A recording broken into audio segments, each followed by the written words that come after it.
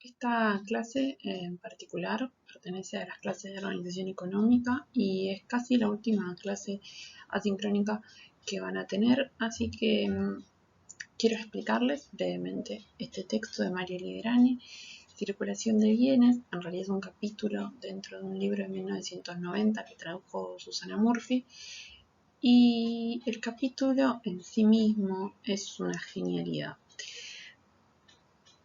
Pero lo tenemos que pensar en función, ¿no? Pensemos que la traductora es Susana Murphy, también de una crítica neomarxista a el texto de Polanyi y a toda esta economía sustantivista. Me parece súper interesante que lo enmarquemos como una traducción de Susana Murphy para la cátedra, obviamente, pero también como un aporte a una crítica al modelo sustantivista que no lo elimina o no lo restringe como tal. Y esto es una cuestión fundamental. Las críticas que hacemos al modelo sustantivista dentro de nuestra cátedra son críticas que pueden llegar a ser válidas o muy profundas, pero no van a ser en ningún caso o no van a poner en discusión el modelo.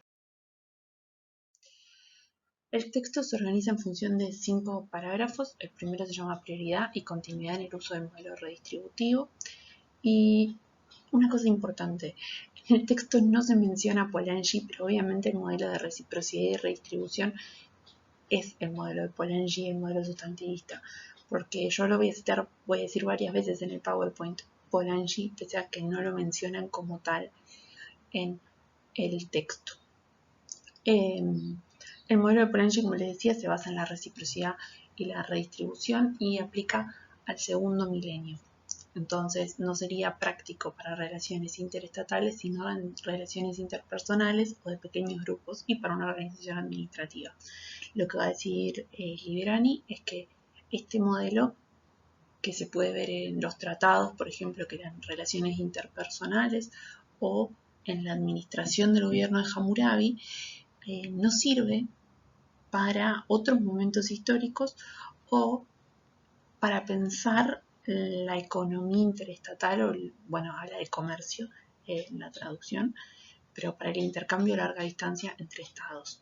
El modelo de la relación de intercambio, yo les pongo acá el comercio entre comillas, interestatal, se presenta acá con la maldición de Agadé como fuente principal, que es una fuente del tercer milenio, y Agadé como un espacio geográfico de centralización de bienes desde cada punto cardinal. Van a haber muchos textos, pero nos quedamos con la maldición de Agadé porque es una fuente muy interesante, muy divertida. Irene ya le debe haber hecho un video de la maldición de Agadé, así que no voy a profundizar, y este texto tiene mucha cita de fuentes que, como no están dentro de las fuentes que se evalúan, las voy a dejar pasar, así, las dejo pasar. Pero lo interesante es esta idea de la centralización de bienes. Los bienes van a Agadé, todos quieren llevar sus regalos, sus presentes a Agadé. Y cuando Agadé no cumpla con su contraparte, que es el dar vida o el garantizar la seguridad o lo que fuera, bueno, Agadé, justamente hablamos de la maldición de Agadé como la caída de un gobierno en Egipto y que los dioses lo abandonen, obviamente. En Egipto también hay interés por el control económico del mundo y toma una fuente de Amenofis III. Amenofis III, el padre de Akenatón, logra la máxima extensión del territorio en el Reino Nuevo. Así que pensemos en la máxima extensión de Egipto avanzando sobre la costa sirio-palestinense. De hecho, una de las fuentes o del conjunto de fuentes que utiliza este texto es también las cartas de la Magna. Me había olvidado, perdón. Acá les pongo una cita, ¿no? Dice, las 4 divisiones expresan la totalidad. La centralización de las materias primas y las fuerzas de trabajo, la inclusión en el mismo punto de vista de la tributación, el intercambio ocasional y el botín, la puramente ideológica recompensa de vida. Pensemos que cuando hablábamos de Agadé, Agadé recibe los presentes de las 4 regiones. Cuando hablábamos de una estructura, lo dice San Martín en el texto, en el manual, de la estructura, la organización de los Kalam en la Mesopotamia, organizábamos siempre en una organización cardinal, norte-sur, este-oeste. De todas esas regiones, Agadé recibía presentes. Eso quiere decir entonces que hay una organización que es geográfica, pero acá le voy a decir, bueno, y Amenofis también recibe todas las regiones y todas las regiones van a ser el sur, el norte, el oeste, no sé cómo, pero bueno, también hablan del oeste. Bueno, en realidad no hablan del oeste, hablan de Etiopía y Kush, o sea que van a hablar del este y del, no sé, más lejano, pero la idea es que estas 4 divisiones, la idea de la cardinalidad, expresa una totalidad, la centralización de las materias primas, la fuerza de trabajo, esta idea de que tienen el mismo punto de vista de tributación, todos regalan a Egipto o a Gadé, el intercambio personal y el botín, todo esto se intercambia, todos van al mismo lugar, y una puramente ideológica que es una recompensa de vida. O sea, ¿qué reciben a cambio de dar estos presentes? Bueno, la recompensa de vida. Esto muestra una perspectiva cósmica y mental. Primero esta idea del mapa mental, una organización cardinal que habla de Mijalowski, que habla también Ligrani en la introducción del Antiguo Oriente, pero la idea de que el país central obtiene y coordina, no es que simplemente concentra bienes, sino que también los redistribuye. Y está habilitado para vivir y para redistribuir vida en la periferia. Siempre hay bueno, este es un texto muy de la década del 90, ¿no? De Prince, de 1990 de Ligrani, entonces va a hablar de centro y periferia. Todo el tiempo va a hablar de centro y periferias. El segundo parágrafo se llama Intervención del modelo reciprocitario. La reciprocidad es un instrumento básico para las relaciones interestatales, ya lo habíamos visto con los textos de Librani, de Yunayura y Asiru, pero esta idea de la reciprocidad aparece, bueno, también en Polanyi, pero la reciprocidad como una estructura. ¿Se acuerdan que hablábamos de que todos los reyes eran hermanos o pares? Pero tiene, bueno, justamente aparece en los tratados, y acá les pongo, ¿no? Que volvamos a Yunayura de la reciprocidad, pero tiene que haber una relación más o menos equilibrada. Acá el detalle que nos va a decir, ¿no? Dice, bueno, pero aguantemos, porque todos los tratados son de momentos críticos en esta asociación. Nunca los tratados son en momentos de paz. Vieron que en la introducción histórica, por ejemplo, del tratado entre Egipto y el Hatti, hablan de tratados históricos o de acuerdos de paz históricos que nunca vimos ni una fuente sobre eso. Bueno, esto es un dato no menor que plantea Librani. Solo se dan acuerdos en momentos críticos. En oposición a, bueno, y acá de vuelta les cito directo porque me parece que hay que leerlo en literal como lo plantea Librani, porque hay muchas cosas. Este texto es muy largo, el texto. A simple vista es muy largo, pero no es tanto, o para mí es un gran aporte, pero no es tanto lo que dice, sino que cita muchas fuentes. En oposición a los aportes tributorios redistributivos que incrementan con el prestigio del que recibe, las prohibiciones en una sociedad de intercambio de presentes, de reciprocidad, debe incrementar el prestigio del que envía. Y yo les pongo acá abajo, esto se lo agrego yo, recordar Hattusili Akadash Manenlil de Babilonia. ¿Qué les quiero decir con esto, no? Hattusili Akadash Manenlil, la carta de Hattusili Akadash Manenlil de Babilonia, y esta idea de que, ¿no? Hattusili le dice a Kadash Manenlil que tiene tantos caballos que podrían haber ganado él solo la batalla de Kadesh, básicamente, y que no pueden enviárselos. Y acá cita varias fuentes que también le dice que son cartas de la Marna también, en la que se le reclama a Egipto la entrega de oro porque le sobra oro. Esta idea de que en el modelo reciprocitario, es importante la generosidad. Y la generosidad es, ¿no?, esta idea de el intercambio de dar cada vez regalos más grandes. Les pongo recuerden a Hattusili y a Akadash Manenlil porque esa fuente es una fuente en la que se muestra bastante esta idea que les decía de que es importante dar más que recibir. Y en las cláusulas simétricas aparece también el intercambio interestatal de regalos. ¿Se acuerdan que, por ejemplo, yo les decía, en el acuerdo de Egipto con Hatti hay un intercambio de trigo por hierro. Y o sea, son en cantidades equivalentes de peso, supuestamente. Cuando yo les decía que, bueno, el trigo tiene un valor X, ¿no?, en el mercado, si existiera el mercado, y el hierro, pensémoslo, ¿no?, la misma cantidad de hierro que de trigo, ¿qué cuesta más? En la antigüedad y en la actualidad. Ojo, en la antigüedad decíamos, esto no tiene ningún valor porque los egipcios en ese momento no conocían la metalurgia del hierro, así que, bueno. Entonces, hablamos de que no es una interacción política, sino un intercambio de presentes que se encuentra dentro de la lógica de Polanyi. Es una reciprocidad desequilibrada. Y no puede verse como un intercambio técnico de bienes comerciales. ¿Se acuerdan que lo veíamos con el texto de Polanyi justamente? Que si este potlatch o este intercambio de presentes se mostrara como potlatch e intercambio de presentes son sinónimos en un punto, porque nosotros ya conocemos el concepto del potlatch y ya sabemos qué significa abreviadamente lo que les estoy diciendo. Si lo presentábamos como un intercambio entre bienes comerciales, pierde el interés. El troque balanceado impediría el conflicto político, que es la norma del periodo. Si vos decís, a partir de ahora el hierro vale tanto y el trigo vale tanto, entonces no habría ningún conflicto y no tendría ninguna razón de ser el dominio de Egipto sobre el resto del territorio, por ejemplo. De vuelta una cita, el modelo de intercambio de presentes es mucho más adecuado porque contiene en sí mismo la contradicción entre su verdadero desarrollo y las reglas morales. La regla es estar preocupado por el interés del socio, aunque el verdadero interés es obtener bienes, pero la regla es darlos. ¿Sí? Esta contradicción interna dentro del modelo.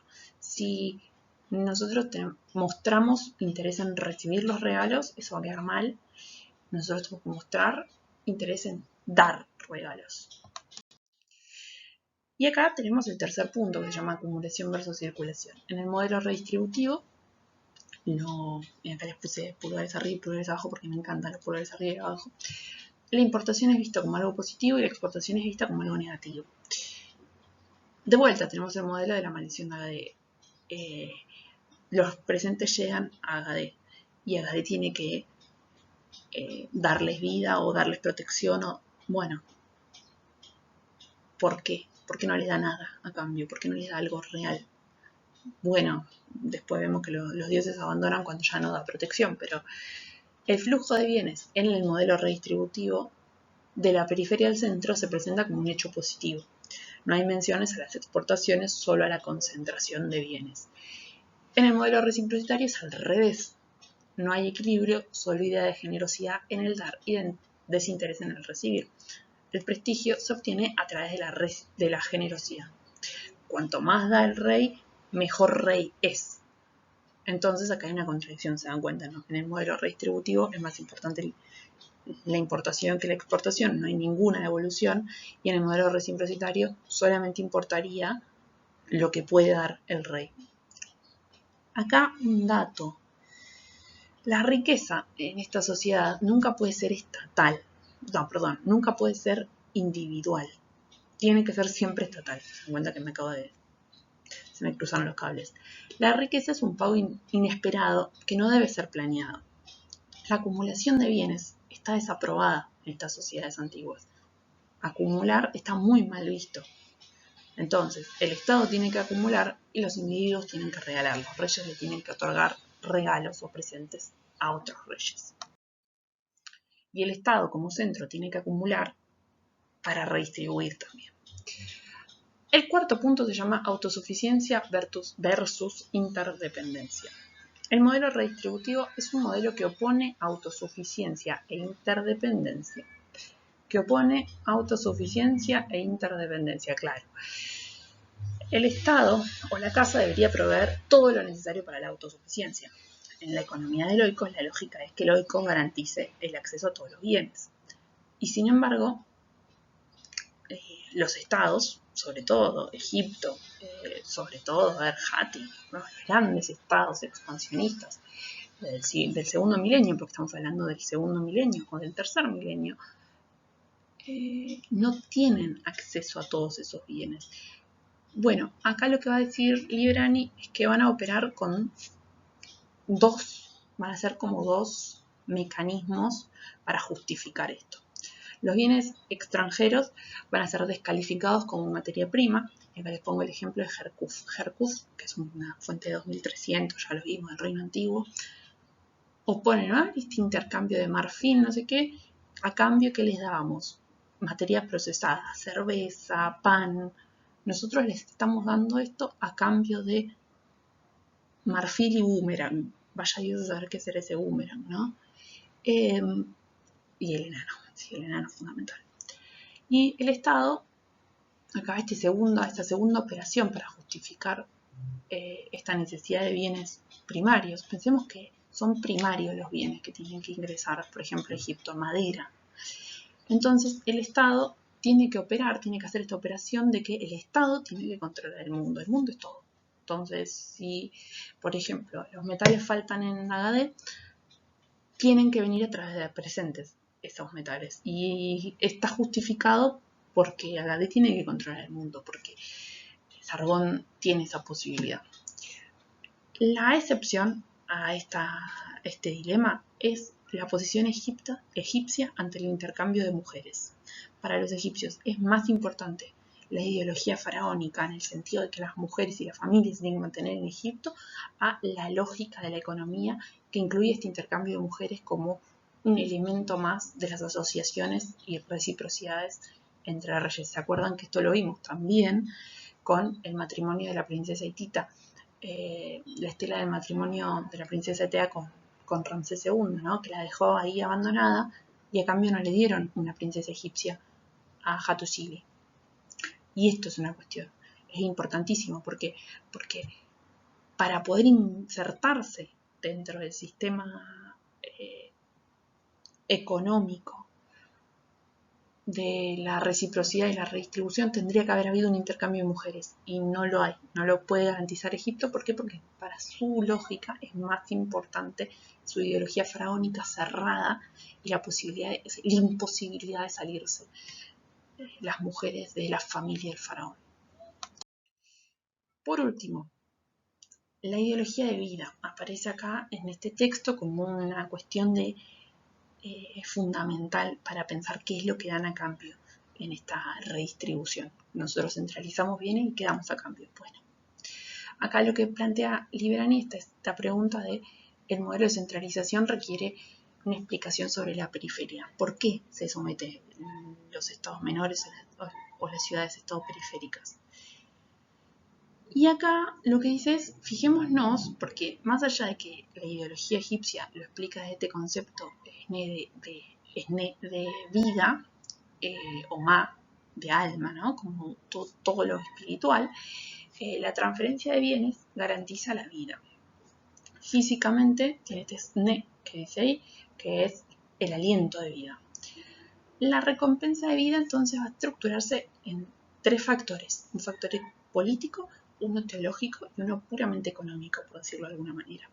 El factor político sería la idea de que garantizar esta entrega de bienes garantiza al pequeño rey, lo plantea así en las fuentes egipcias, o pequeño rey o señor de la ciudad o lo que fuera, mantenerse en un poder, mantenerse en el poder en su región o en su ciudad.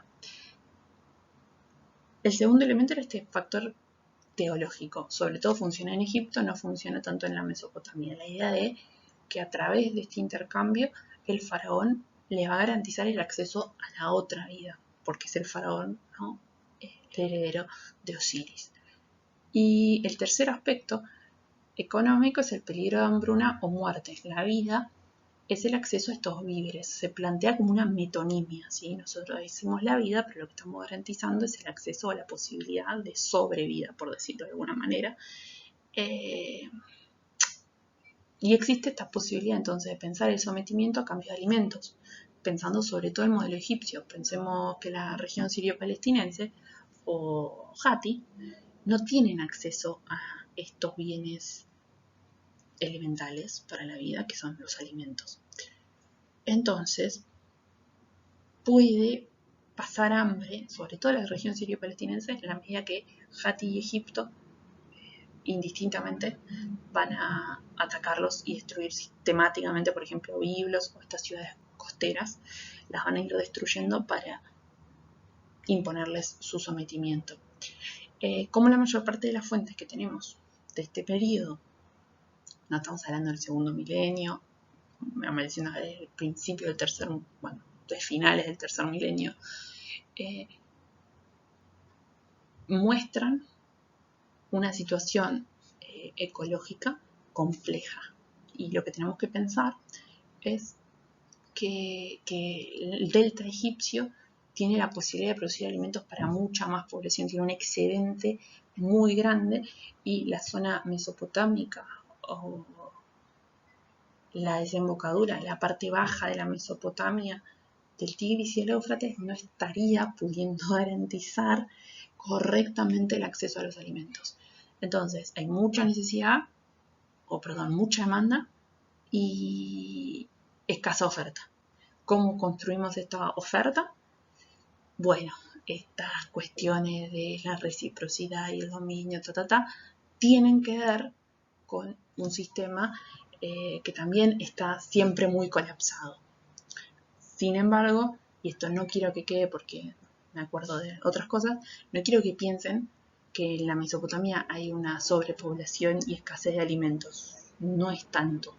¿Por qué? Porque existen mecanismos homeostáticos. El estar permanentemente en batalla, por ejemplo, permite que no crezca tanto la población, porque bueno, los hombres no están en las ciudades donde están las mujeres y no se reproducen porque hay poca reproducción, la expectativa de vida es baja, no hay condiciones de salud, etc. Entonces, pensemos en muchísimos mecanismos homeostáticos. Durante todo este periodo no crece mucho la población en la región. Sí va a aumentar la presión demográfica en la medida que exista, por ejemplo, la salinización de la desembocadura, ¿no? La baja Mesopotamia se saliniza, entonces hay que trasladarse a la alta Mesopotamia. O, por ejemplo, la destrucción que se va a ver en la región sirio-palestinense en función de las batallas en el segundo milenio. Pero pensemos siempre en una idea homeostática, es decir, de autoconservación. Y esta ideología de vida entonces garantiza, como les decía, la idea de pensar que el intercambio de bienes por materias que por ahí tienen o por bienes que son más costosos, más caros, como la madera o los metales preciosos, que vendrían a ser bienes suntuarios, algunos de ellos, metales, piedras, lo que fuera. También uno puede tener todos esos bienes si no tenés comida. No hay mucho más para decir. Entonces, esta es la idea que subsiste o que subyace, la idea de que no es, la idea de la ideología de vida no es simplemente el espíritu, no, es algo material, es una necesidad, material, y esto es fundamental en la antigüedad oriental.